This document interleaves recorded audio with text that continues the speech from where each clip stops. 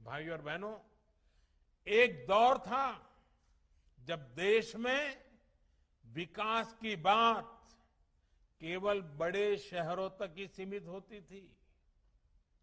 वहां भी विकास का मतलब बस इतना ही होता था कि खास खास इलाकों में बड़े बड़े फ्लाईओवर्स बन जाएं, सड़कें बन जाएं, मेट्रो बन जाए, यानी गांवों कस्बों से दूर और हमारे घर के बाहर जो काम होता था, जिसका सामान्य मानवी से लेना देना नहीं था, उसे विकास माना गया। बीते वर्षों में देश ने इस सोच को बदला है। आज देश दोनों दिशाओं में काम करना, दो पटरी पर चलना चाहता है। देश को नए इंफ्रास्ट्रक्चर की भी जरूरत है। इंफ्रास्ट्रक्चर पर भी लाखों करोड़ों खर्च हो रहा है, उससे लोगों को रोजगार भी मिल रहा है।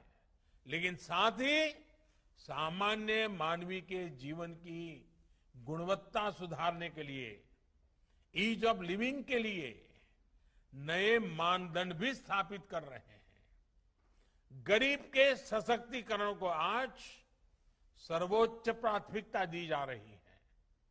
जब 2 करोड़ गरीब परिवारों को घर दिए जाते हैं, तो इसका मतलब होता है कि वो अब सर्दी, गर्मी, बारिश के डर से मुक्त होकर जी पाएगा।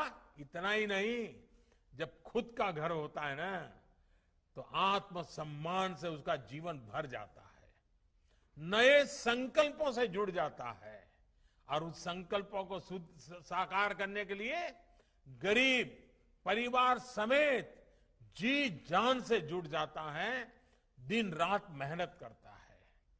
जब 10 करोड़ परिवारों को शौच के लिए घर से बाहर जाने की मजबूरी से मुक्ति मिलती है, तो इसका मतलब होता है कि उसका जीवन स्तर बेहतर हुआ है।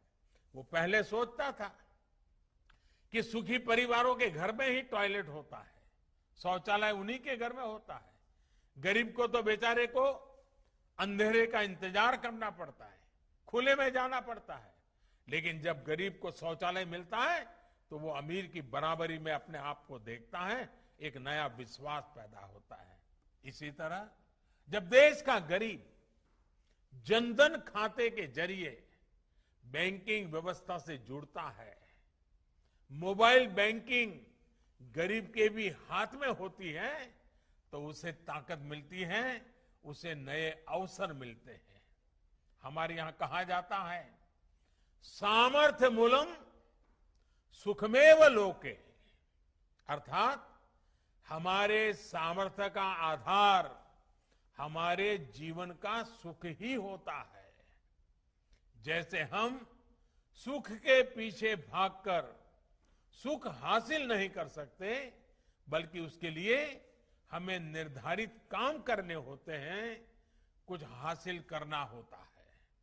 वैसे ही सशक्तिकरण भी स्वास्थ्य, शिक्षा, सुविधा और गरिमा बढ़ने से होता है।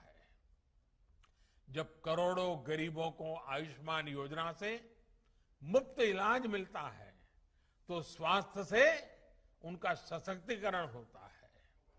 जब कमजोर वर्गों के लिए आरक्षण की सुविधा सुनिश्चित की जाती है, तो इन वर्गों का शिक्षा से सशक्तिकरण होता है। जब सड़कें शहरों से गांवों को भी जोड़ती हैं, जब गरीब परिवारों को मुफ्त गैस कनेक्शन, मुफ्त बिजली कनेक्शन मिलता है, तो ये सुविधाएं उनका सशक्तिकरण करती हैं। जब एक व्यक्ति को स्वास्थ्य, शिक्षा और सुविधाएं मिलती हैं, तो अपनी उन्नति के बारे में, देश की प्रगति के बारे में सोचता है। इन सपनों को पूरा करने के लिए आज देश में मुद्रा योजना है, स्वनिधि योजना है। भारत में ऐसी अनेकों योजनाएं गरीब को सम्मानपूर्ण जीवन का मार्ग दे रही है, सम्मान से सशक्तिकरण का माध्यम बन रही है।